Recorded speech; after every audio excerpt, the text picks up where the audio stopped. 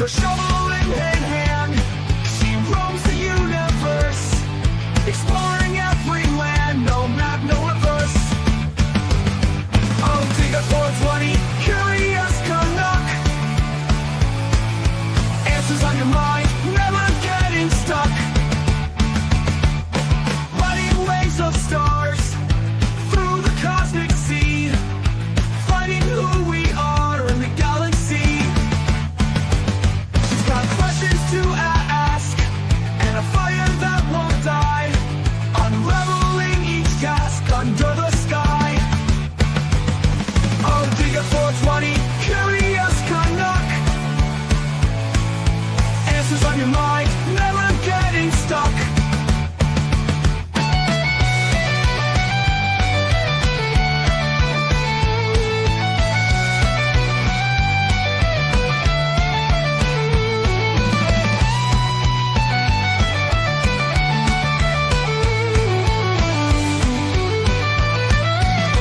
Riding waves of stars through the cosmic sea, finding who we are in the galaxy. She's got questions to ask and a fire that won't die, unraveling each task under the sky. Oh, Digger 420, curious Canuck, answers on your mind, never getting stuck.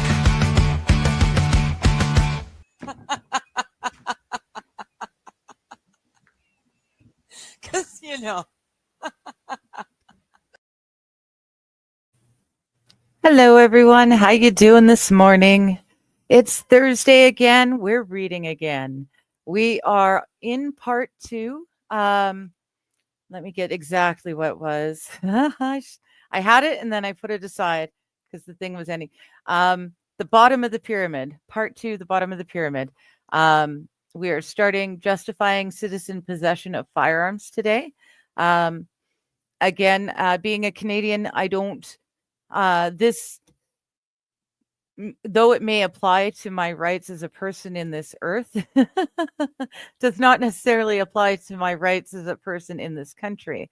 Although I just recently found out that in order to get a passport, my 4 different pieces of ID, hello, Fallen, my 4 different pieces of ID given to me by my federal and provincial governments, identifying who I am, are not enough for me to prove that I am a Canadian citizen. I still have to find someone else with a valid passport who will vouch for me and give them their passport information.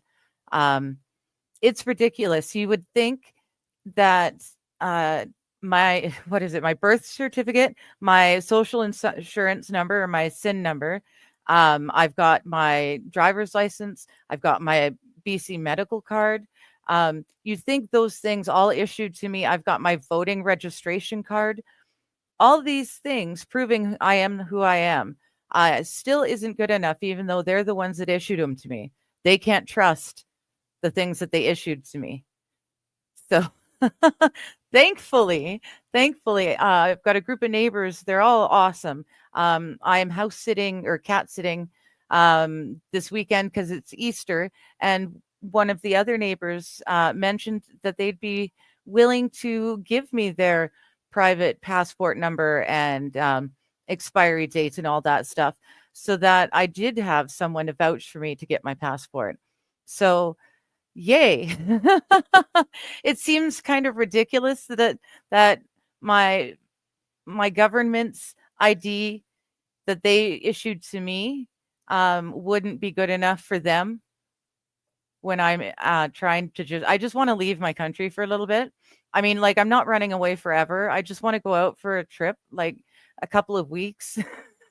It shouldn't be that hard of a thing to do, you know? But apparently I need someone else to vouch for me being me, and my federal IDs aren't enough. And yeah, as frustrating as that is, like I said, thankfully I've got a neighbor who is willing to do that for me.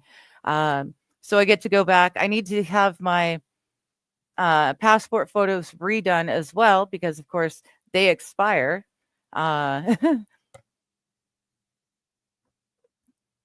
that's another thing. I didn't know that pictures could expire, right? As long as it's signed it with all the right information.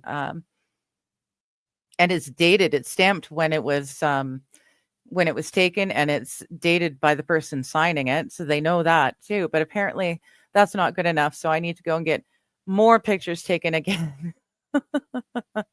But then hopefully I can go back to Service Canada, and this time they won't just turn me around at the information booth at the beginning of it all. So yeah, bureaucracy, jumping through hoops. It's no fun, and Canada's especially fun with the no fun. They love their hoops is basically what it is. Canada, the country, is amazing, and I love Canada, the country. Canada, the government sucks butt.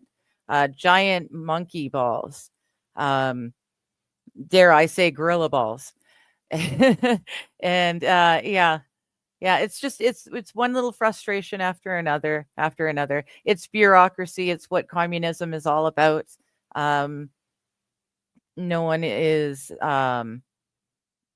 held accountable for anything. I could have stopped at Canada as a cunt.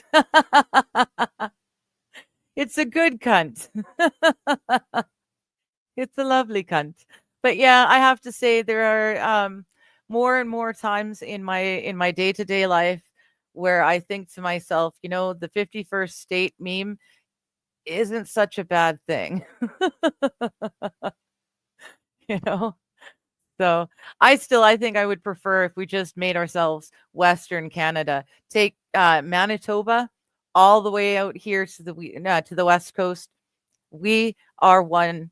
We are Western Canada. We are our own country, Western Canada. And then the rest of them can go fuck themselves. And I'm sorry to my Newfie brothers and St. John's and sorry, PEI.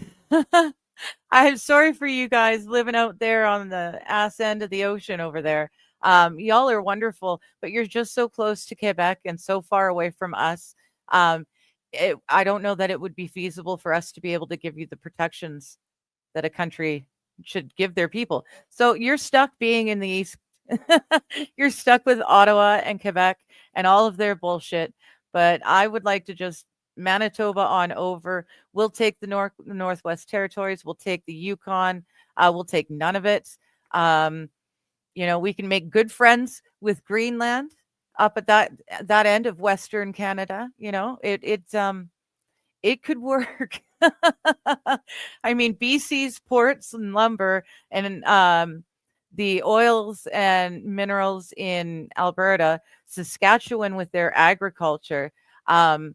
Manitoba, I'm not quite sure what, I think they're more industrial because they're closer to that side. I think they're more on an industrial bit leaning, I guess.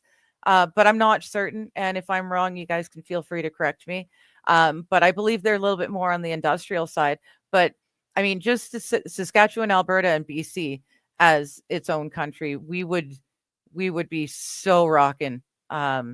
The deals we could make, the stuff that we could produce, it would be amazing. And not to have Ottawa's overreach and all the stupid Quebec, French laws. That would be really nice.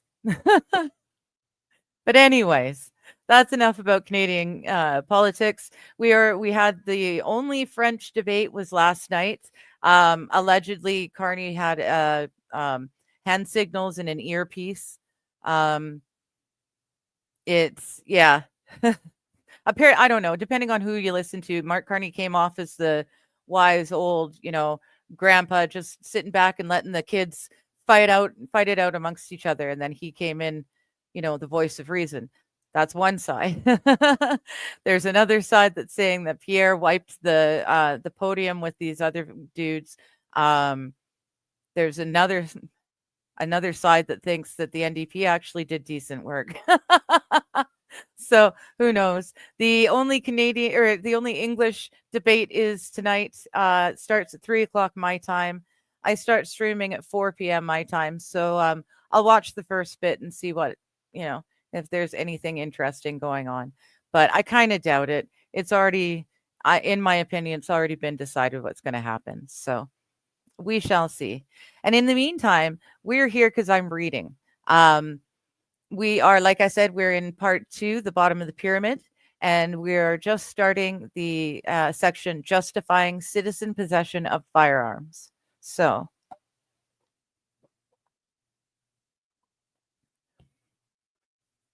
here we go. Know why the Second Amendment exists, so we still have it when it's most needed. The ability of an individual to defend oneself is the fundamental liberty interest.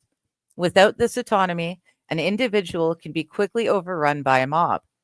The state can leverage the mob by simple inaction, thus throwing the weight of the law firmly against the autonomy of the individual. Thus, every citizen should be ready to defend the right of the individual to carry firearms from those who wish to diminish or abolish it. Most people recognize the firearms value as a hunting and food gathering tool for rural Americans. Often, gun control advocates will latch onto this justification for the Second Amendment when proposing various gun restrictions. However, the firearm tool can find utilitarian employment by an individual in many situations. What are the possible contemplated individual uses for firearms? I am in no way suggesting that these situations exist now, nor am I advocating the employment of firearms in any of these ways. But thinking ahead and outside the box will allow us to fully understand the issue with future situations in mind. Beginning with basic survival, the firearm has been a tool for food gathering since the country's founding. For example, For example, even the peace-loving pilgrims were armed with long guns so they could hunt the wild turkey, deer, and other abundance of the New World. The thought that a central state could toss away this tool would have been unthinkable to these early settlers.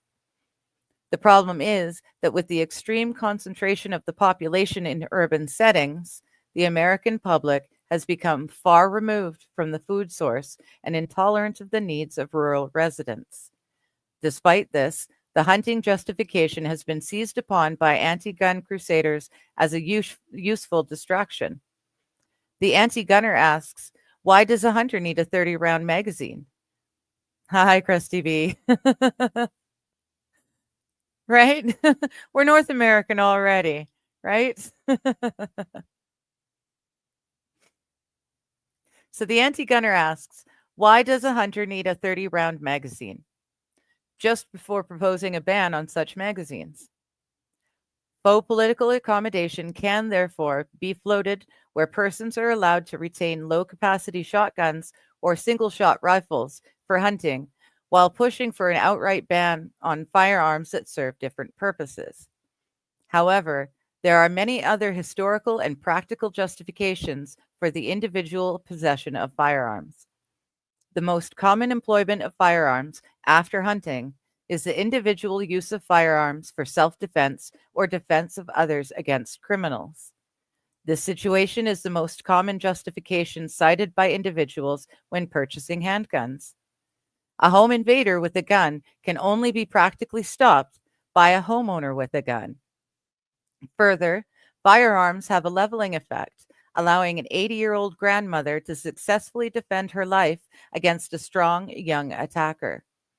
Although quite underreported by mass media, the internet is filled with videos recording the legal employment of handguns in self-defense situations.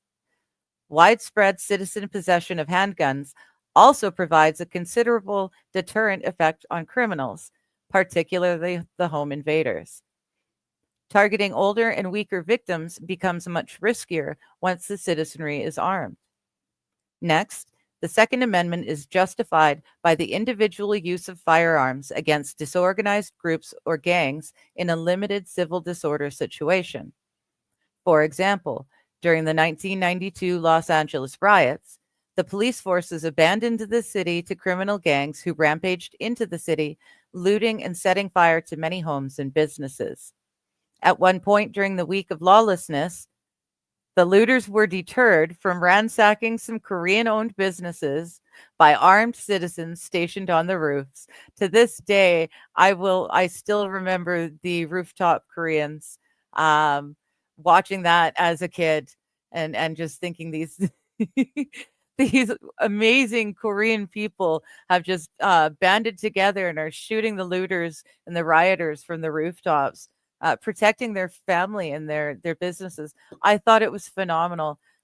Rooftop Koreans were like definitely the epitome of good citizenry in my opinion as a child and even to this day. A more modern justification, but one which is gaining in importance, is the individual use of firearms to provide immediate response against terrorist attacks. Often, terrorists and other perpetrators of mass casualty type strikes seek out areas that are gun free, like schools, and where police agencies will be slow or inhibited from responding. The presence of armed citizens in the proximity to an attack can limit or prevent large casualties by individual legal carriers employing their firearms against the terrorists. It is very difficult to discuss the successful use of firearms since, by definition, a successful prevention would not be widely publicized, and the projection of what would have been would be impossible to know. However, the presence of firearms in the hands of law-abiding citizens could limit the impact of any potential attacker. To take three examples, a mass shooting at the Appalachian School of Law in Virginia was cut short by two legally armed students on February 12, 2007. A mass shooting event at a Utah shopping center was stopped by an off-duty police officer with a firearm.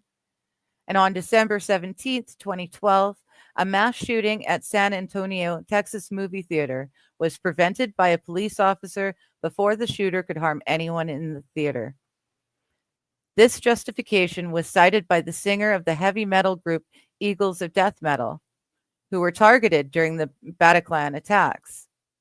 He was a witness to the powerlessness of unarmed citizens against armed terrorists. He realized that the only way that night's mass slaughter could have been stopped was for brave men with firearms to confront the attackers. Instead, in the gun-free zone of the club, there were 130 innocent deaths and at least 416 injuries. The Second Amendment also contemplates an armed citizenry as a deterrent and inoculation against a tyrannical government. This is the most controversial justification of the Second Amendment in the present time, which is silly because it's, one of the main purposes for it. It's another fail-safe to make sure your government doesn't get out of control. Wish we had it.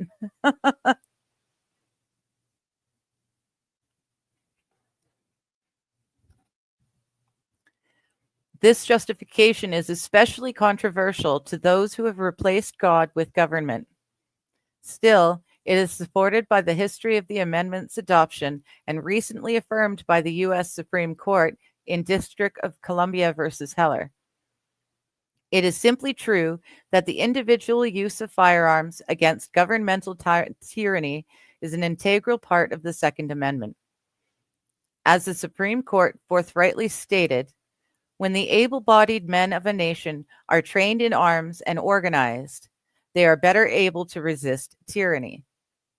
The court correctly observed that history has shown the way tyrants had eliminated a militia consisting of all the able-bodied men was not by banning the militia, but simply by taking away people's arms, enabling a select militia or standing army to suppress political opponents. This is what had occurred in England that prompted the codification of the right to have arms in the English Bill of Rights. While this idea may seem like a relic of the 18th century, the currentness of this concept can be illustrated by examining the Jewish resistance to the Nazi Holocaust during the Warsaw Uprising in 1944.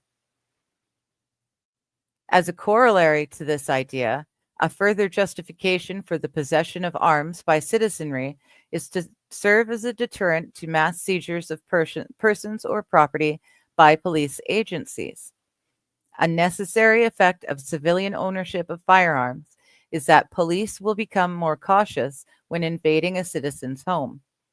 It must be remembered that all policemen are citizens the state employs to do a job. Police officers also have families to go home to and homes to nourish.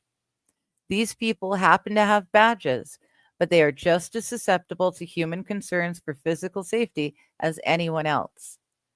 Just how would such a person respond to an illegal mass order from above to enter every home of their neighbor to confiscate lawfully purchased firearms? While some people will blindly follow orders, at some point, the individual officer will soft pedal or resist such an act. Thus, local control of civilian police power is an important factor in limiting widespread gun confiscation. Of course, there will always be the need for necessary police entry into homes.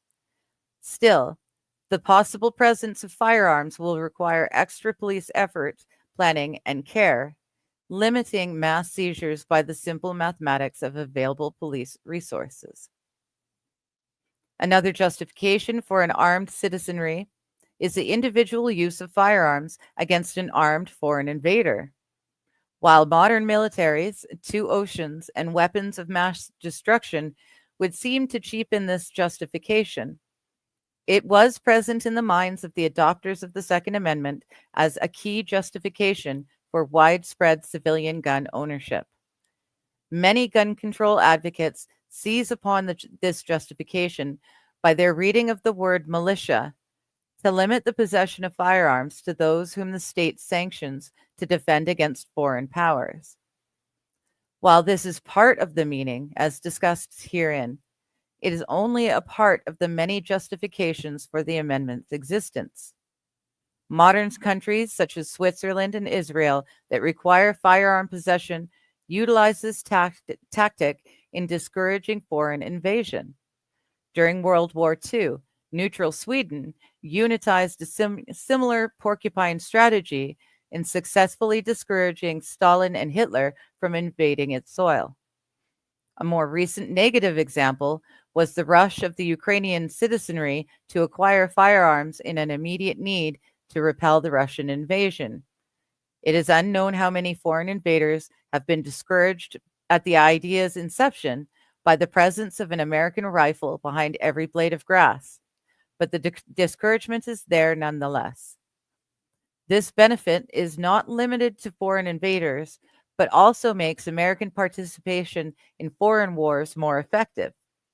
For example, in World War II, the mass American familiarity with rifles during World War II made the average American soldier much more accurate and lethal than foreign draftees without this advantage.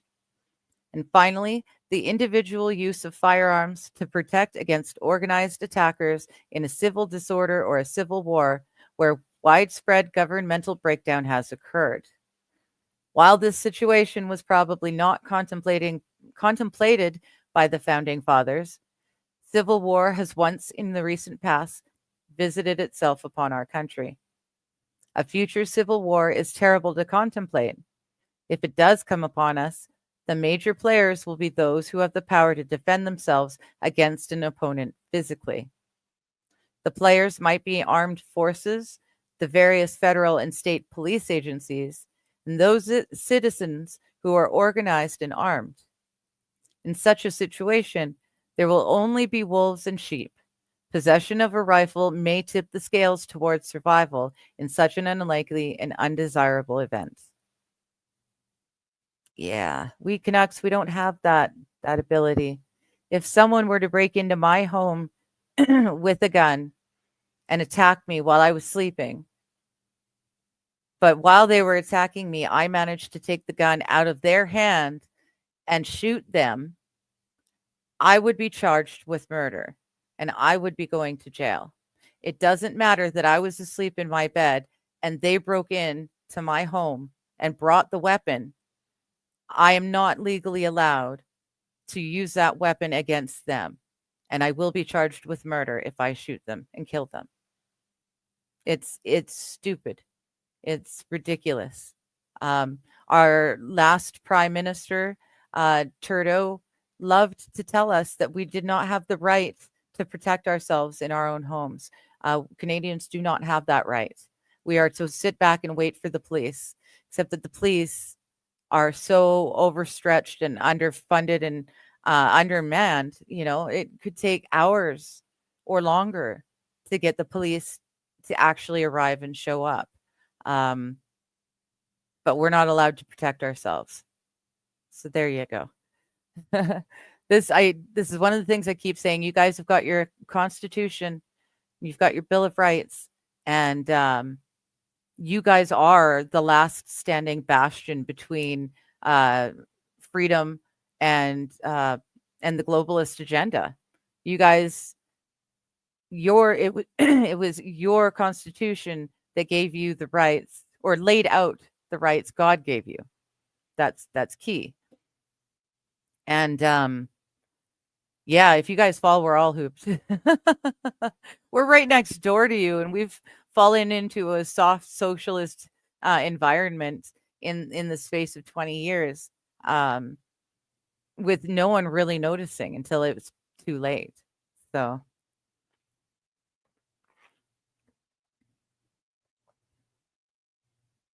good evening, no fucks. Sorry you're late. That's okay. We've only been going for a little bit. And for me, it's still morning. This is still my first coffee I'm working on. So, preparing for emergencies by straightening out your health. Look after yourself as you would a friend. Adopting a healthy lifestyle, including eating a balanced diet, getting regular exercise, and getting enough sleep, can help you maintain your overall health and well-being. I should talk. One of my great failings is my lack of exercise. I admit it. I get so wrapped up in my head that I forget what is happening around me. I neglect my body. Sometimes I forget to keep hydrated. So now that I have thoroughly undermined my own credibility in this area, let's move the spotlight over to Dr. Rebecca Peck and Dr. Christopher Jenks, who are real doctors, not just a jurist doctor like me. They filled in the basic health advice in the following few paragraphs. Dr. Christopher Jenks points out that developing a strong mental outlook is one of the most important yet under-recognized facets of overall well-being. Is your mental state. Now, this is not talking about mental illness, but your daily mental attitude towards life. Dr. Jenks observes that those with a positive mental view of life typically do better from a health perspective. Your mental state is the accumulation of many different things. Your childhood, the friends you chose to keep, the music you chose to listen to, the people you chose to idolize, avoiding a victim attitude, etc. It's kind of like what's in this book. Okay, I'll let the doctors take over the book for now. Proper nutrition is essential for good health. Consume balanced meals. Labels such as fat-free, reduced fat, low fat, and organic are buzzwords that make you think a product is healthier than the alternative. These are advertising gimmicks. Eat organic food when possible, such as smoothies, salads, and soups. Avoid fried food. Many modern processed food products, contain alternatives such as sugars and chemical fillers that are unhealthy when consumed in large quantities. The body is made for motion. Activity has many health benefits, and inactivity wreaks havoc on the human body. Remaining active helps prevent heart disease and blood clots. It improves cognition to a certain extent and improves overall endurance. These effects help prevent many chronic health issues that are plaguing our computer and desk-ridden society. Movement and exercise can help prevent us from taking costly medications and undergoing invasive procedures over our lifespans. Target moderate exercise to maintain a healthy body. Moderate exercise must elevate your heart rate and should be about 150 minutes of exercise per week. This is typically applied by most to be 30 minutes a day for 5 days a week. Maintaining a regular exercise improves your stress response and can alleviate high blood pressure and depression. A brisk walk, run, bicycling, an exercise class, or swimming laps would fulfill this, while leisurely walking your dog does not count. Consider joining a once or twice per week exercise class, such as yoga, Pilates, or Tai Chi, to build flexibility and strength. Now, I'm lucky. I'm a shut in. I was an agoraphobe. I'm breaking out of that. It's taken me 10 years to get to this point right now. And this point is pretty freaking awesome, I have to say. But for a very long, long time, I was shut in to this space and myself. I didn't go out of the house except when I had an appointment, and then I had rides. It's very hard to stay fit and healthy when you don't leave the four walls of your home. I actually bought myself a Wii, the original Wii when it first came out. I saved extra money and then I had a staff discount, and so I bought it for myself. And I've got the walking board and the Wii Fit program, and it's wonderful. It helped me so much to stop from going too far and becoming completely inert. I'm not very good at it. I've got to get back into the habit of it, but I try to walk with it. I call it my walkout. I try to do a walkout for about an hour every day. I don't work, so I can, I have the time at home to do this, but I walk for an hour every day. And I would like to get back to the point where I was doing an hour walk, and then I do a half an hour of yoga exercises and a half an hour of strengthening exercises. And I was doing that every day, and I was looking good and I was feeling really good. So that's what I'm trying to get back into again. But it really is a thing. If you stop moving, it's very, very hard to start up again. And when you're talking about long-term health issues and depression, anxiety, it's just this self-continuing circle of abuse to your system and to your mental health. And it's amazing what, just a half an hour walk, even if you're just walking while you're watching a TV show, just moving that bit helps improve everything so much. So I agree with him here. Hello, MSO. How you doing?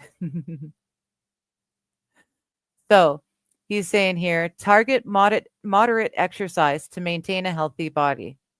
Moderate exercise must elevate your heart rate and should be, I've read all that. Walking your dog doesn't count. Consider joining a once or twice per week exercise class, such as yoga, Pilates, or Tai Chi, to build flexibility and strength. Talk with your physician about having a 3-month supply of chronic medications on hand. In cases of natural or man-made disasters, supply chains often get disrupted, and this can be challenging for people who rely on these to live. During COVID, my meds were suddenly unavailable, and so they had to change me to a different type of med. Because these were antidepressants, antipsychotics, the sudden removal of one and then addition of something different to kind of replace it, that plays havoc with you mentally and physically. If you just stop taking your antidepressants, suddenly you're going to realize within a day or so, you're going to start to feel the withdrawal of it. I know for myself, I can hear my eyes moving in my head. I call it my eyes swishing, but that's how I know I've missed my meds, is because, even if I miss them and then I take the next morning's pills, I still notice that I missed the last one because I can hear my eyes swishing in my head. And the longer I miss them, I go without them, the worse it is. So suddenly during COVID, when withdrawing them suddenly out of nowhere and trying to replace them with a drug that worked in a different way was just hell on me. And I can't imagine. At least they did have something to give me to replace it, and it was very jarring. But at least there was something to replace it. If World War III breaks out, the likelihood we're going to be able to get our regular prescription meds is slim to none. So having a backup supply of your necessities, your meds, is very important.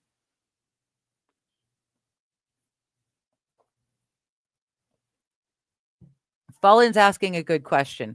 How do we get Johnny moving? And maybe we tape his legs to donkeys. I don't know. I'm really leaning towards bionic legs. I'm thinking, do you remember he played that video with the guy in the bionic arm, making the joke that before GTA 6 has ever come out, we've already got cyberpunk beings walking around in real life. That cybernetic arm was phenomenal. And I'm sure there must be some form of bionic leg brace something that we could get him. It's just a matter of finding out what they are and then crowdfunding. But there's some really cool stuff out there. Really cool. So one of my internet buds, Christopher Howell, advises patients to get a 3-month supply and rotate these out constantly. Keep enough medicine to treat yourself and your family. Depending on your proficiency, perhaps gear up enough to be able to perform minor surgical procedures if needed. Keep emergency OB kits, an oxygen kit, although this is primarily for cave diving, other sterile supplies, and some medications that are not controlled. Okay, your humble author Steve is back. I would add that a little bit of activity goes a long way. You do not have to be like my friend Chris, who runs ultra marathons. Oh, well, not anymore. Now he pushes his son Colin in a wheelchair while competing in triathlons. What a big step down. There is no way I compete with Chris in the physical department. In fact, unless this is your hobby or career, the whole athletic competition mindset should be abandoned. Don't look over to the next guy in the gym. Your job is to be healthy for you. Maxing out your bench press is pointless when exercising is for your health. One of the errors of the isolated individual fortress idea that commonly resides in survivalist heads as we grow older, or in survivalists' heads, is that as we grow older, we survive only because of modern medicine. For example, without daily high blood pressure medicine, strokes will quickly take out the older folks. Regular checkups with your healthcare provider can help identify and address potential health issues before they become emergencies. Be careful of surgery and overprescriptions. Find a doctor that agrees with your outlook on life if you can. At least ensure that you are fully informed before making any life-changing medical decisions. Many doctors see your body as a collection of potential paychecks. If you have a chronic health condition, such as diabetes or heart disease, make sure you are following your treatment plan and taking your medications as prescribed. Keep a list of your medications handy, and having a list of all the medicines you're taking, including the dosage and frequency, can be helpful in case of an emergency if you must evacuate. Do not delay in your treating voluntary medical care. If the world deteriorates, our access to cheap and easy surgery may disappear in an instant. Get an extra pair of eyeglasses or 2. Get your eyes fixed now. Get your teeth fixed now. Be wary of all the latest health studies and fad diets. One week, the news reported that coffee is the key to a long life. The next week, they're saying coffee will kill you. Maybe they're just trying to get you emotionally upset and worried so that you'll read more and more of their drama. Similarly, If the claim sounds too good to be true, it probably is. Be skeptical and consistently healthy. Cut off those media sources. They just want you upset. If you have something you're doing that is clearly unhealthy, then stop it. You know what those things are. Don't smoke, and especially do not do drugs. Well, there you go. See, I'm a smoker, and I know in my head, I know I need to quit smoking, but I don't know if it's my heart or physically, or maybe it is my head. I don't know. Every time I get serious about quitting, suddenly, subconsciously, I find myself smoking more and more, which is, it's weird. But I know I need to quit. I just have to do it. But it's very, very hard. Very, very hard to do.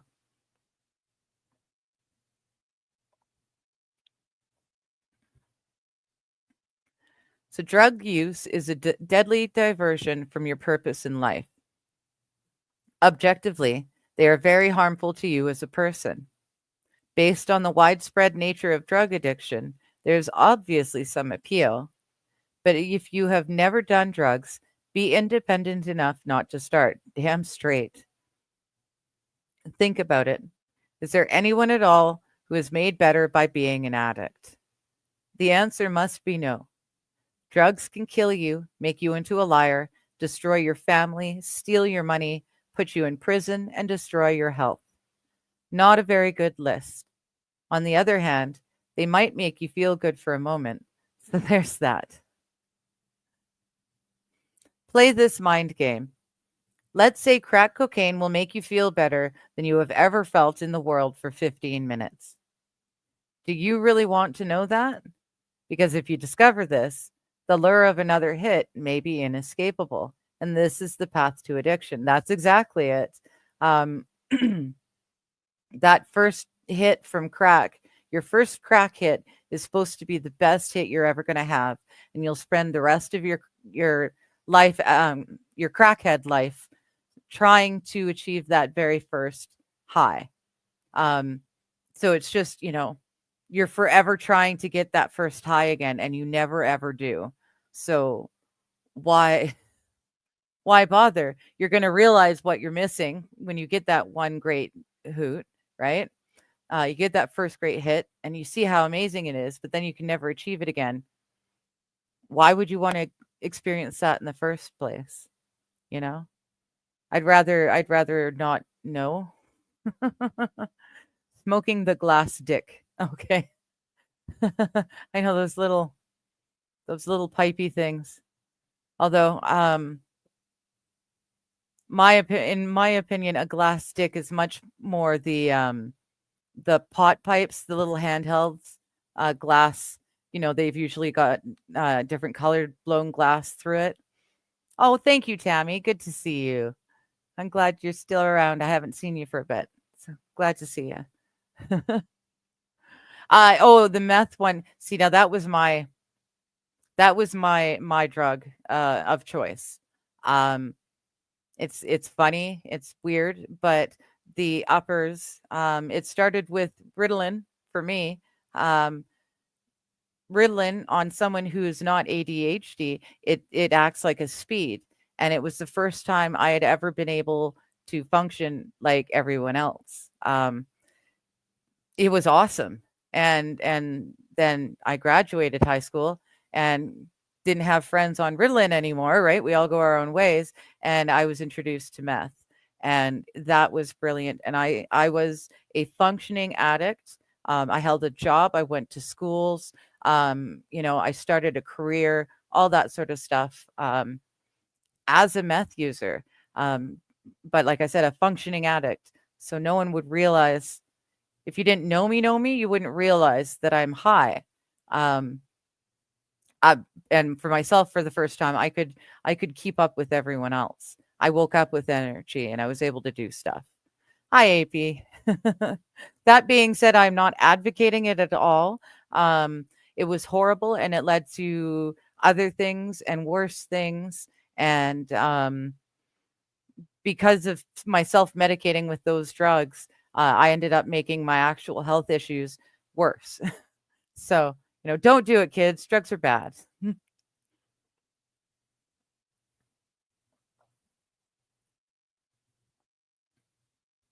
AP, hello, good to see you. Why not? Could make you see the future, giving you knowledge of how the world is going to go. Beats never touching drugs or alcohol and still having your life destroyed by an illness. Well, true that. True that, but believe me, it's never as good. Much like they're saying with the crack cocaine, most drugs, that first high is the best, and every time after that, you're just trying to achieve that first amazing hit. You know, it's a life of chasing, and it's a life of need. So, yeah, my life revolved around being high and getting drugs so that I could be high. There's a reason my makeup career did not go any further than it did, because I chose the drugs, which I thought at the time, I was making the right choice because it made me able to function like a human and I could do things that I couldn't do ever before. Silly me. It didn't help. It took me into, a whole nother area where I was getting sick from other things. It was yeah, for as much benefit as the speed aspects gave me to battle the fibro and stuff, it's the constant need for more was so all encompassing, you know. Everything else took a back seat to making sure I had more drugs for the next high. AP saying, speaking from experience of never taking drugs or ever being drunk and still having my life completely destroyed. Yeah, yeah. I mean, like I said, there are things I would never. I don't know. Everything that I've done in my life has led me to this point, who I am now. You know, I am me because of the experiences I had using drugs and stuff like that. Um, but I sure wish I didn't have to become me via that route. You know, it would have been nice if I could have become this person without having to use all the drugs first.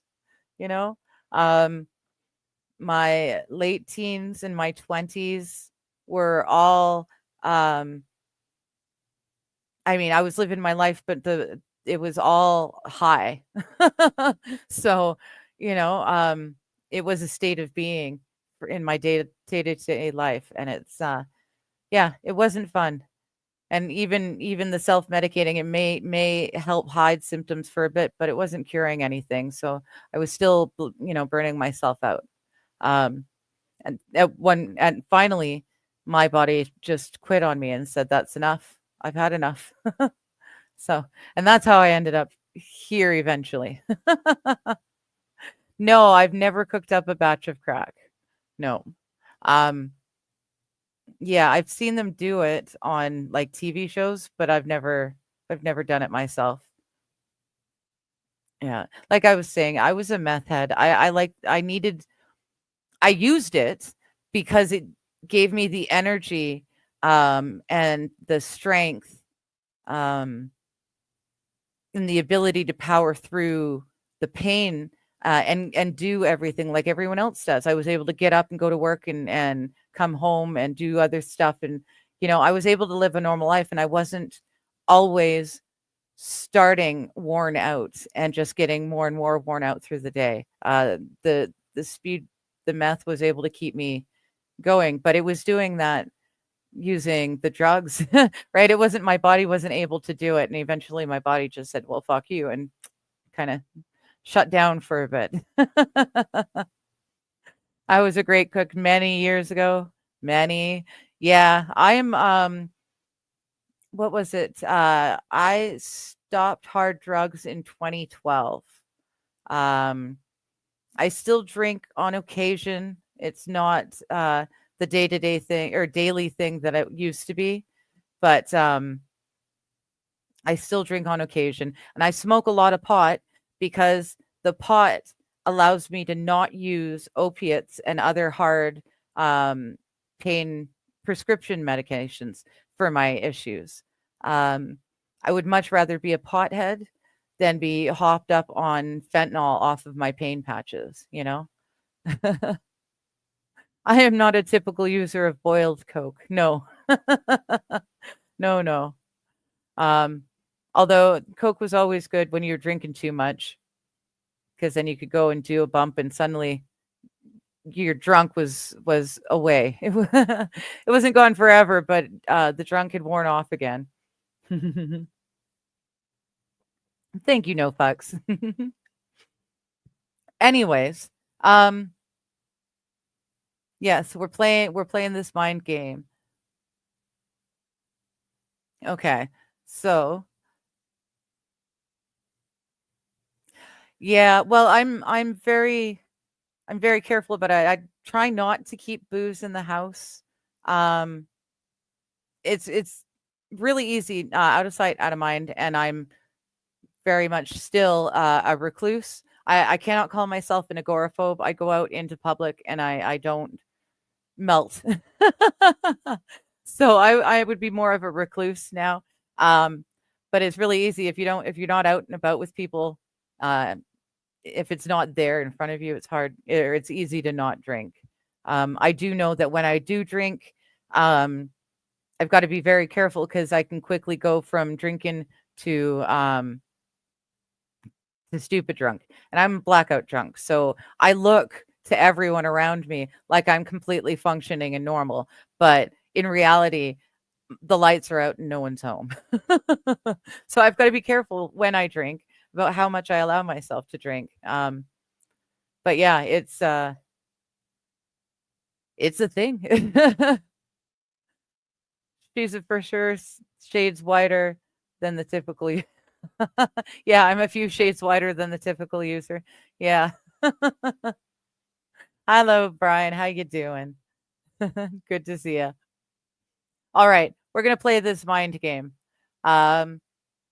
Let's say crack cocaine will make you feel better than you have ever felt in the world for 15 minutes. Do you really want to know that? Because if you discover this, the lure of another hit may be inescapable. This is the path to addiction. How many crack addicts do you admire? On the other hand, what if your first intake of crack cocaine is traumatic and unpleasant? Why would you take something that would make you feel bad? Therefore, no matter the outcome of the experimentation, the result is terrible. Further, the risk of drug-induced mental illness should not be underestimated, and there is nothing more enslaving and tragic than to be trapped by your own mind. Amen. Whiter than white. I prefer the term Mayo monkey. Thank you. As a criminal defense attorney, having seen many people who are drug users, I can add that the first thing that addictive substances do is make you lie to yourself and then lie to others. Drugs change your mindset to justify their continued use. Thankfully, I have not had to deal with addiction personally, but I understand it. The most pain I have ever experienced in life was a migraine headache. I was frantic. My wife took me to the hospital. To this day, I remember the drug, hydromorphone, that the doctor administered. My migraine disappeared in seconds. If the doctor had given me heroin to alleviate my pain at that point, I would have taken it. The pain was that excruciating. This experience made me understand the desperation of the drug addict. Snow Mexican. This is not to say people do not have health challenges. A person close to me whom I admire as a deeply committed Christian suffers from lupus. Her pain is constant. Further, she has had to deal with many tragedies in her life aside from health struggles. But her faith and family keep her moving forward, doing the best she can with the cards she's been dealt. Do not take things too far, and this includes food. Overeating results in unhealthy obesity, and too little can result in anorexia. Instead, have a balanced diet that you enjoy. Eat quality, unprocessed food cooked well. Live your life. AP, a migraine was the worst pain. Oh, Gosney, you lightweight. I know, right? Three sidecar, Steve. Here, I forgot to turn on the ticker, so there you go. If you're feeling like it, feel free. I will appreciate it, but don't feel like you need to either. um, Dilaudid.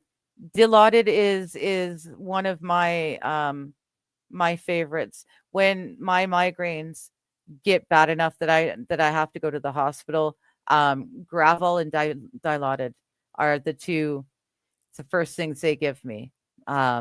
Settles the nausea and just puts me out. And 9 times out of 10, once I wake up out of the Dilaudid sleep, the migraine is much less severe.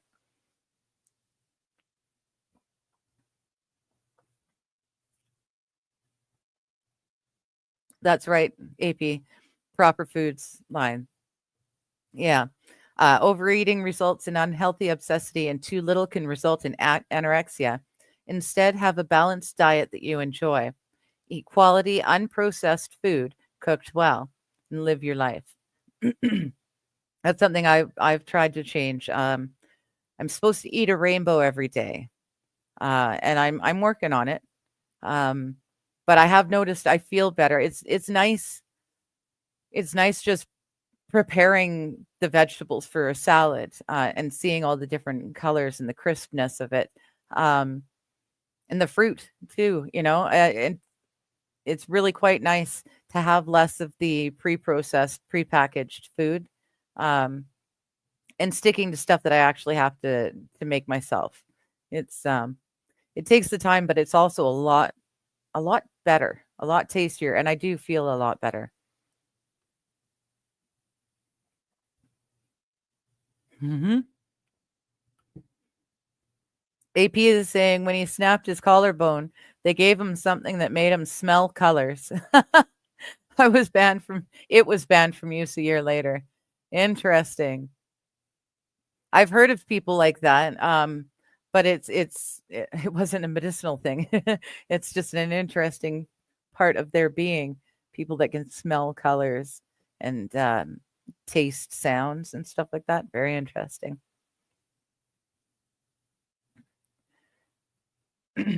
My Aunt Evelyn lived to the incredible age of 98 years old. At around 70 years of age, her cholesterol was way over the recommended limits. Pardon me, high cholesterol runs in our family. Her whole life, she would fry up a pan of bacon and eggs for breakfast and slather her cooking in butter. She loved to joke while she cooked. My doctor says I need to cut down on my butter. And she would give a wry smile and a slight chuckle. She enjoyed her life and was healthy and happy until the day she passed away, surrounded by family. Moderation is the key. And that's exactly it. Moderation. All right. Preparing for emergencies by straightening out your finances. A key to independent living is to protect you and your family from legal deprivation of your home and property. The ubiquity of self-created financial disasters must be recognized as a much more realistic threat than future hordes of zombies. By being financially sound, your life will be less stressful and you will be more independent. Thus, maintaining a healthy financial plan is fundamental to individual freedom. Here are a few suggestions.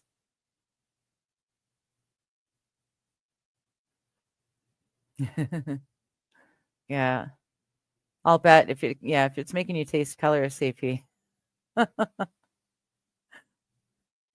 Fat is great for you. Sugar is horrible for you.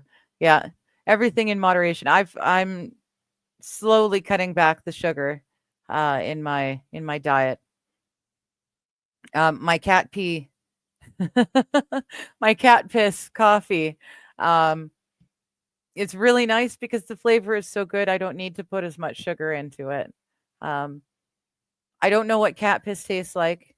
I'm pretty sure it doesn't taste like this coffee, but this coffee, when you're grinding it, And when you're brewing it, it smells so much like that kind of ammonia, cat pee smell. It's wild. I I am surprised time and again at just how tasty the coffee is considering its smell. But yeah, it's one of the many things I'm doing to cut the sugar back in my life.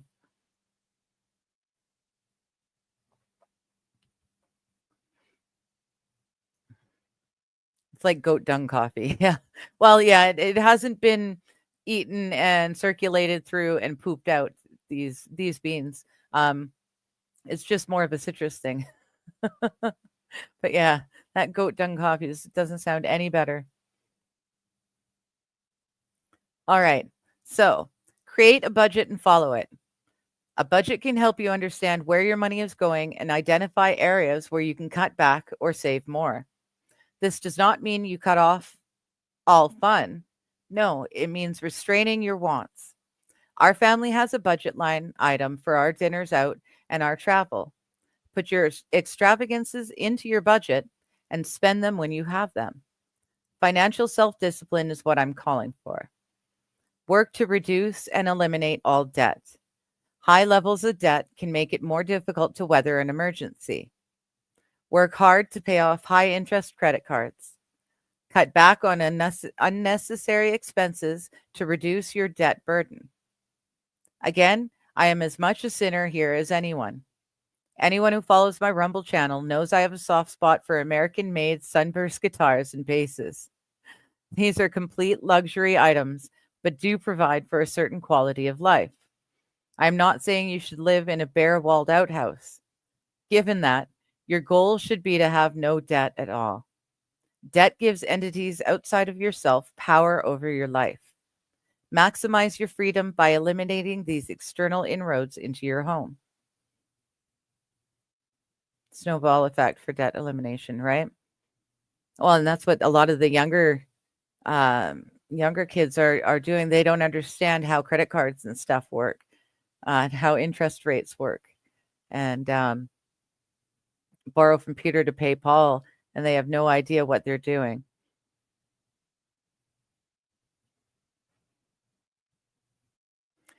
Try to build an emergency fund. Good luck. I'm on disability. No, that's an emergency fund isn't going to happen. It's a good idea to have an emergency fund in place to cover unexpected expenses such as car repairs or medical bills.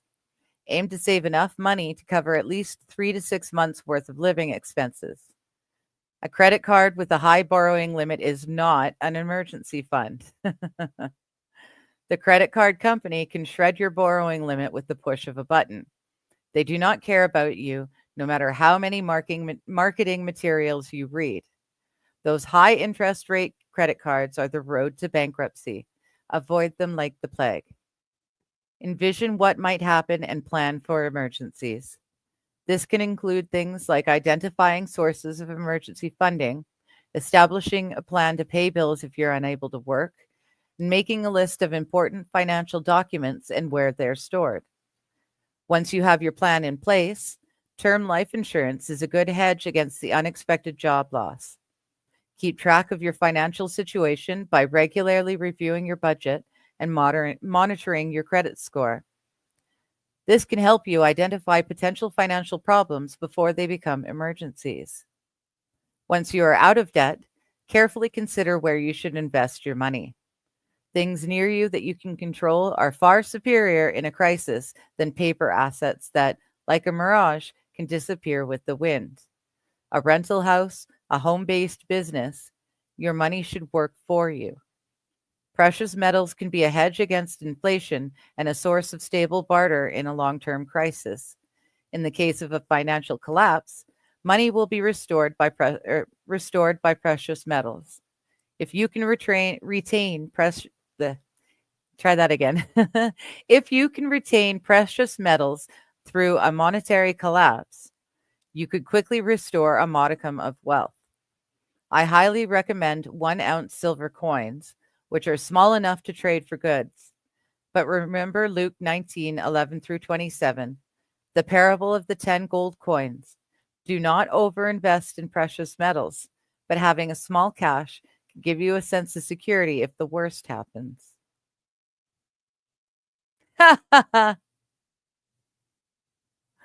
AP, we'd both be billionaires if we could go back in time knowing what we know now. And poor Brian. As soon as he joined the stream, his work computer started erroring out. For fuck's sakes. Brian, you're not supposed to listen to these reading streams. They're no good for your work environment. I'm sorry that's happening to you.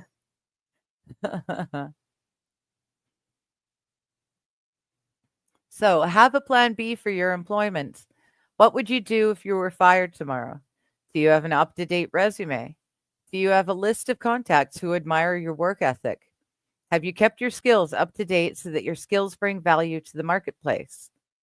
I am not an expert on finances, but I thought I would share the advice from a Canadian accountant. She created the super cool Alex Murdaugh trial cell phone spreadsheet. Here's her advice. Get out of debt, get out of debt, and get out of debt. Don't be a slave to the lender. Read Proverbs 22:7. Pay cash for everything to the best of your ability. Find a Dave Ramsey financial peace class to get involved in. Get some practical skill to fall back on. Take meat processing at the vocational school, and you will never go hungry.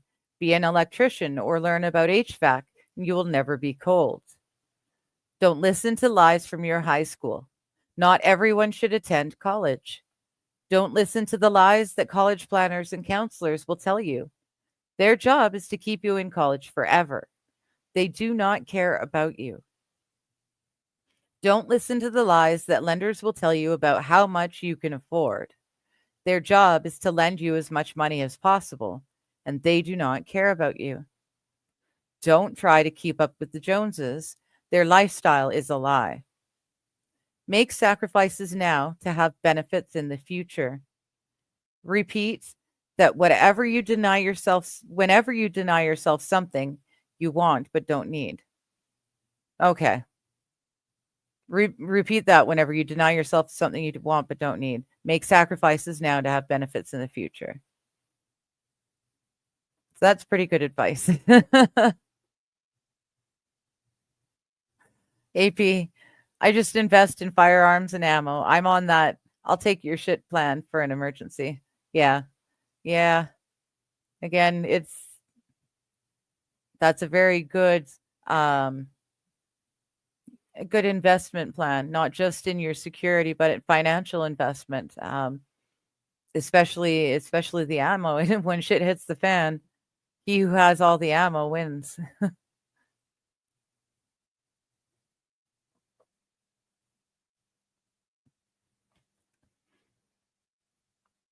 Okay.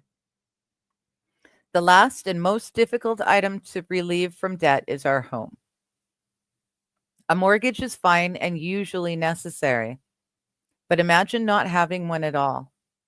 Let the dream of debt-free living propel you to a mortgage-free house. Can you afford a 15-year mortgage over a 30-year one? If you can do a 15-year note, then freedom from mortgage debt is much closer. Usually, you only pay a few $100s more a month with the much shorter option. Try and underbuy your house. Don't listen to the real estate agent who makes more money and leaves as you buy the maximum priced house. How much you can afford differs from how much you should spend or need. Financial challenges face us all. Gathering stuff together in an ongoing activity requires financial commitment and priority. Accept that you will never have the perfect setup, but apply discipline and consistency to your goals, and you will be much better off. Preparing for emergencies by building your homestead. Your home is your castle in good times and in bad. The prepper's dream is to create an isolated and self-sufficient mountain hideaway. In certain imagined disasters, such a hideaway would be critical in preserving your and your family's life. But what do you have in the meantime? Are you really able to uproot everything you have to escape from civilization? What will you do to earn income while waiting for the end of the world in your mountain hideaway, right? The rural life is a reality for many folks. My bud Valhalla Waits lives on a beautiful farm with his lovely wife and many baby goats. As a disabled combat veteran, his Tennessee home allows him time to rebuild himself closer to nature in quiet contemplation. My friends Mary and Tim have a wonderful off grid rural retreat on the Greenbrier River in West Virginia. This is their family escape from their regular workdays in Charleston. My wife and I dream of having such a property to escape from the world, but we're not there yet. If this kind of long term living is, like us, outside your current realm of possibilities, start with a rural vacation. Get away from cell phones, traffic, and confusion. Look up at the stars and listen to the sounds of nature. It is still possible in today's world to live a simplified existence. But most likely, you're like us and can only maintain one household, and that home must be near your work. Deciding where to live varies depending on your location along the bell curve of life. As we age, proximity to healthcare must be included as a factor. Today, the average life expectancy is 79 years for women and 73 years for men. This life expectancy statistic would radically change if we were cut off from proper medical care. There's a reason for our longer lifespans. The absence of simple health maintenance drugs, such as blood pressure medication, would dramatically shorten most lives. As we grow older, we become more dependent on modern civilization for survival. Where you reside must be based broadly on work, family, community, and weather. Specifically, within that larger area, factors such as proximity to schools, hospitals, and grocery stores become deciding factors within your budget. What is your home? Home is cuddling up under a warm blanket as the rain falls, the smell of home cooking, the feel of, wait a second. Hey, you guys are fans, right? Why not use the prosecutor's closing argument in the Aaron Dean trial to tell us about home? When you think about your house, you think about safety. It's where you go to retreat, to get away from the world. It's where we grow up. It's where we have kids. It's where we mark on the inside of a doorway when they've gotten taller and taller. It's where we make memories. That's why it's so sacred. That's why it's so important. How many of us during the Thanksgiving holiday were in our own kitchens celebrating with our family? Christmas right now. How many of us right now have a Christmas tree in our living room? Why do we do that? Why do we put Christmas lights outside our house? Why do we decorate our homes? Because they're ours, right? Because they're so important. Okay to that. But let's go a different way. Gustav Stickley, a progenitor of the mission style and the arts and crafts movement in the United States, reflected on the importance of our homes in this way. It comes to me every day of my life that a home spirit is being awakened amongst us, that as a nation we are beginning to realize how important it is to have homes of our own. Hi, D. What? How you doing? It comes to me every single day of my life that a home spirit is being awakened amongst us, that as a nation we are beginning to realize how important it is to have homes of our own, homes that we like and that we have been instrumental in building, that we will want to have belong to our children. So it is so much more soothing and poetic. I'll go with Stickley. Stickley's philosophy emphasizes function and beauty, an excellent viewpoint for making your house a home. Function means your home can weather the storm when it comes. It is built to sustain life. The windows are strong. The alarm system alerts you to intruders. Your roof is well maintained and keeps out the rain. The HVAC warms the rooms, or in Florida, cools them. Those rain barrels on the gutters store water. Your garden gives you a fresh mint for your Colorado mule, a blackberry for your sidecar, parsley for your salad, and greens for your dinner plate. I don't know. How good is your gardening? Learn to maintain your home. In my garage are 5 different toolboxes. They are labeled plumbing, electrical, wood, car, and household. Household contains my most used tools like screwdrivers and picture hangers. There's a box labeled light bulbs and a few labeled Christmas. I also have toolkits for firearms, leatherworking, and musical instruments that I keep inside the house. Then, when a project arises, the appropriate kit is taken down. These boxes are all stored on a sturdy rack in my garage. Get the strong metal ones, not the cheap plastic ones. You will not regret the extra investment in quality.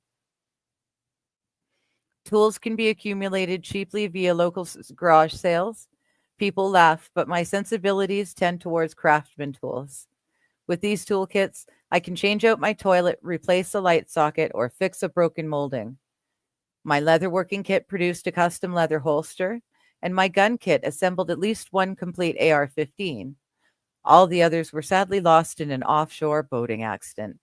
Aw, that's funny. That's just like all of my shovels are about to be lost in an offshore boating accident this summer. As soon as the weather gets nice enough to get out onto the lake. It's a very sad story about how all of my illegal shovels are going to be lost on a boat in a lake drowning or a sinking accident. And it's so sad. And I will be heartbroken when it happens because I will miss my illegal shovels. I do have multiple how-to books from like the 70s, 80s, how to plumbing, no electrical. I'm a klutz. I do not trust myself working with electricity. But I've got some basic plumbing. I've got basic construction. I know how to do stuff. I've helped my stepdad do multiple various projects using many different tools. I've helped my dad with projects as well. So I am okay. I've got enough basic knowledge that with the books, I can do whatever I need to build a basic shelter for myself. Like I said, it wouldn't necessarily have electricity. But yeah, I can get the basic plumbing and building done so that it would be sound and secure. So take a pill. Okay. Yeah, I could do a lot. Probably wouldn't be able to build a whole home so safe and secure. I would know how to do it, but it might take a little bit more work than I would be able to do on my own. You're right. Hi, Lexi. How you doing? All right. The internet overflows with how-to knowledge. If I can do it, so can you. Beauty means making a space yours. Beautify your home. Start with one room and explore styles you like. We love the arts and crafts mission style. Japanese minimalism complements these forms, as do the adjacent Art Nouveau and Art Deco styles. We love nature and wood, but discover what you like and make your home that place. I don't know if you guys can tell, but I really like bright colors. Bright colors make me happy. They cheer me up. And so I put bright colors around me as much as possible. I've got a second Mexican blanket, much like this one, hanging on the wall right behind the TV here. I've got my beautiful blue curtains that I got for Christmas. That was a beautiful present. I appreciate it so much. And this year, when the sun comes and beats on that wall, these beautiful drapes with the lining, I don't know, can I? Yeah, the sun is making it too bright. But either which way, they're lovely, they're heavy, they're lined, and that's going to make my aircon have to work so much less hard. But yeah, the bright colors everywhere make me happy. They help me. It helps my depression and my anxiety. It alleviates some of that, that tension. So just waking up in the morning and walking out into this bright, cheerful room, um, it helps my mental uh, area, my frame of being, I guess. And yes, I've got two very, very happy cats. Or sorry, you can see Sweets there. Boo is actually behind Sweets. There's a stack of a pair of boxes. One box has a bunch of coffee in it, and that's Boo's new favorite sleeping spot. So she's there too. She's just, hiding. Lexi's saying that's what pale purple does for you. Okay. Right? It just something about the bright, cheerful colors just makes me happy. It's the same when I am out in nature and it's just so bright and vibrant green and the blue sky. Um, yeah, the bright, life-filled colors. I just love it. Um, and these blankets are way better to look at than, apartment beige wall paint. Staring at apartment beige for a decade would have driven me nuts. The blankets hanging have worked tremendously. So my mom likes to say, oh, I'll get APs first. Biggest firearms owners myth. They were lost in a boating accident. FYI, the government knows what you have. Every time a 4473 is run. The reason why they want universal background checks and ban private sales. Yeah. Yeah, they need to know basically sugar skull colors. Yes. Yes, Lexi. Bright and cheerful. Yes. But yeah, AP, that's why they need the background checks. They've got a gun registry, whether they want to call it that or not. That is what they have. The boating accidents, at least it will work when my shovels have their accident in a few months because there's no registry on my shovels yet. They don't know what I have and don't have. So, but yeah, no, they know what guns everyone has except for the illegal ones. They don't know. They can't trace the illegal ones. You think maybe if they pass some more gun laws, they'll be able to trace those illegal ones? You think they're kind of chasing their tail there? 3D printed weaponry is coming of age. Yep, 3D printed everything is coming. Yeah. We're all on at least a dozen lists, I'm sure. Right? And I mean, I was born in 79. I was here in a time before personal computers were a thing. And I was on there as soon as they were a thing. I was on there and dropping all my info. Our banks, when they all first went online, they didn't have the security that they need now. And the thieves have always been ahead of them, right? So the way I figure it, all of my personal information must have been leaked long, long ago. There's really no protecting it. The only thing I've got that makes me sleep at night is the fact that I've got nothing. And because I don't have credit cards, I've got a bad credit score. Which is weird. I would think the fact that I've not needed to live on a credit card would be a good thing for me, but apparently not. So I don't have a credit card, which means I've got a bad credit score, which means anyone who tries to steal my identity or whatever, they're not going to get very far. They're not going to be able to get very much monetarily because I'm not eligible for anything. So they can steal my identity and all that, but they can try to sign up for credit cards. Won't work. They won't give them to them because I'm just not I'm not worthy of them. So it's the only thing saving my private information, I think. It's just not worth anything. Lexi 84, so I hear you. Yeah. Yeah. They've had a registry since the Brady Bill was signed into law. Okay. Hey, Jen friend, I was born in 81, Virgo sun, Pisces moon. I don't know about sun and moon. I was born in 79 and I'm a cusp baby. I'm July 21st.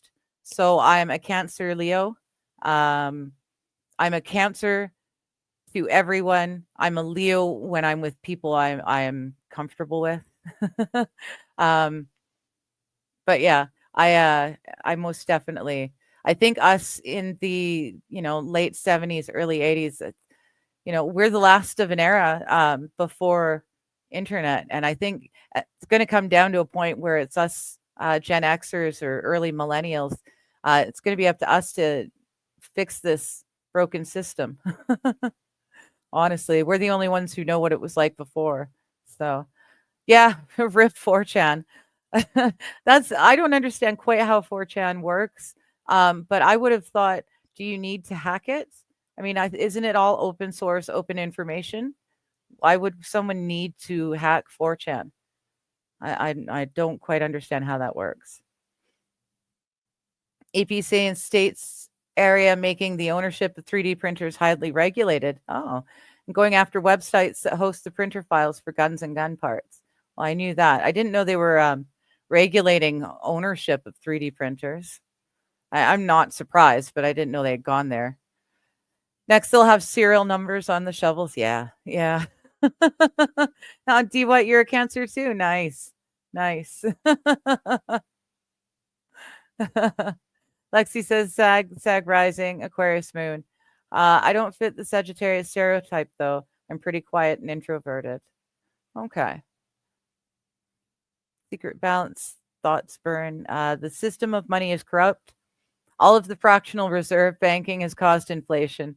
We're given the credit when we sign. Yeah. Yes. Oh, Cancer, you're all feeling it. All Mars will give you a break soon. Oh, okay. Well, that's good. That would be good because yeah, I'm a little bit yeah. I'm a Cancer. Oh man. So yeah, let's get back to this here. We got another half an hour. So let's go. Steve continues. My mom likes to say home is where the art is. Support original artists who inspire you. We favor unique and original art. Hello, sweet girl. It does not cost much more than pre-printed posters and decorator items and makes your home much more elegant. Can you? Yeah. I'm so afraid she's going to hit the keyboard. She likes to flop over. Here. Hello. Hello. Hello. There. I'm going to hug you and love you. And I'm going to keep you. Okay. It takes some hunting, but finding an artist you can connect with can greatly enrich your life. Plus, hunting can be fun. If it's not functional or beautiful, get rid of it. Target the worst thing in your house and replace it with the best. Over time, this will gradually improve the home.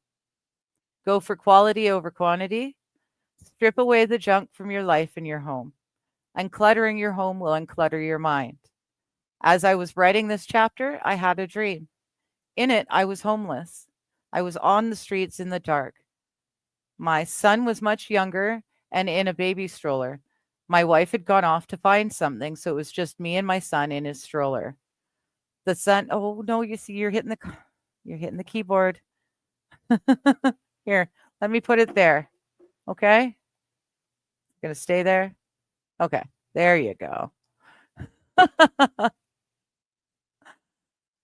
So it was just me and my son in his stroller. The sun set and the dark, empty streets became ominous. With no wife in sight, my protective instinct over my son drew me into a windowless brick building. Inside, there were other homeless people with whom we had to share our living space. The cold chill of homelessness woke me. I was in my king-size stickly bed. My body was warm under the covers, and my favorite pillow cuddled my head. But the fear of the dream remained. No matter how much stuff we surround ourselves with, we cannot escape our minds. I love the completely wacky. Yes, I love this movie. Oh my gosh, I loved this movie. So sorry, I love it. In reality, I love this movie. Love this movie. But in the book, he says, I love the completely wacky 1984 cult film, The Adventures of Buckaroo Banzai Across the Eighth Dimension. Brilliant movie. I love it. Hard to find, but love it. Buckaroo Banzai can do it all. Buckaroo is a medical doctor, a test pilot, and the leader of a group of superheroes who rock out on guitar and serenades us on piano. When, during his concert performance, things get rough in the audience, he has this bit of advice. Don't be mean. We don't have to be mean, because remember, no matter where you go, there you are. Well stated, Buckaroo. We must look at ourselves in the mirror. Sure, we should work on gathering stuff, but the top of the pyramid, the things that make us unique individuals, are just as important for our long-term survival and happiness. While while we're working on our stuff gathering, life happens. Parallel to any of the stuff gathering should be work on oneself. No matter where we go or how much we surround ourselves with stuff, we cannot escape our minds. That is the subject of part 3. Ooh, this is the automatic gardening. Woot woot. Creating a simple hydroponic system. All right.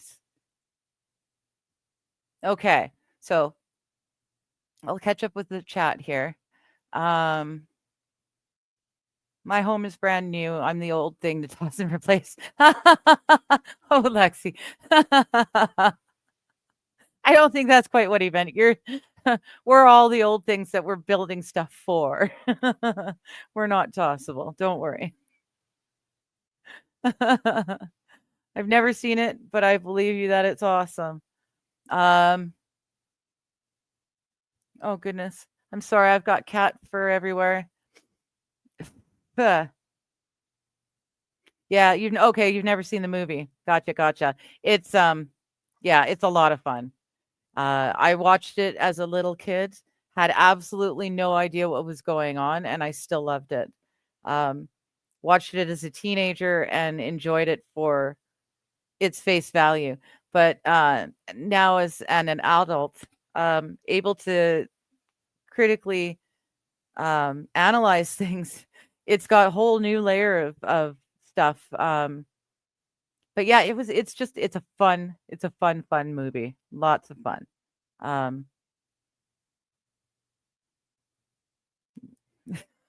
right. I'm getting sidetracked by the kitty here. Hey. Yeah, so I think what we'll do then, it's only been an hour and a half, and I normally run for 2 hours, but this automatic gardening is starting right now, and it's one of the things that a few of us have been looking forward to.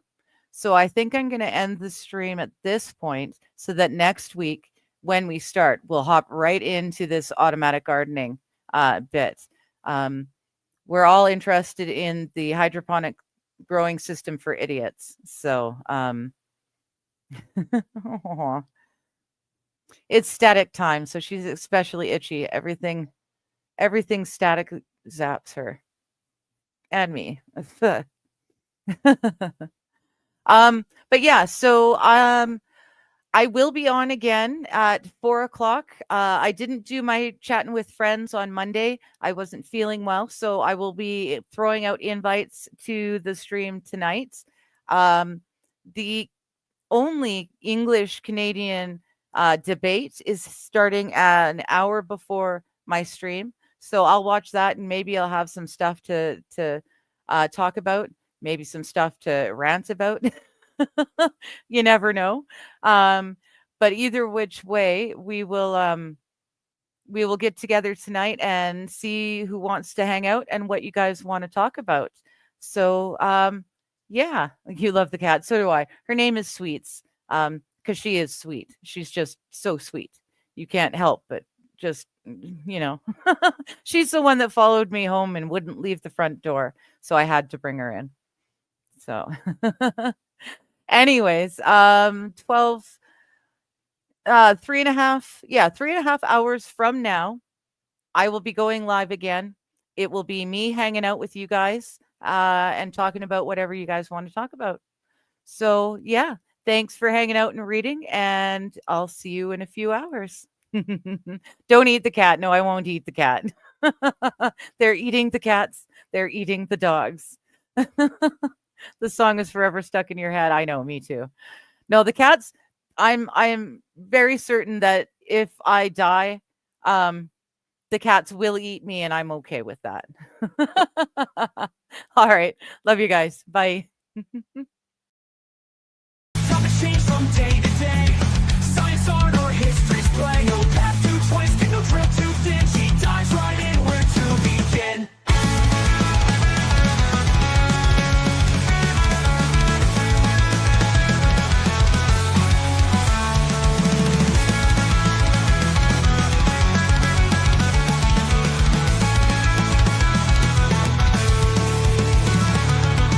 After anything, nothing's too obscure. She'll dig and dig a spirit so pure. From ancient lore to future dreams, every question finds its gleam.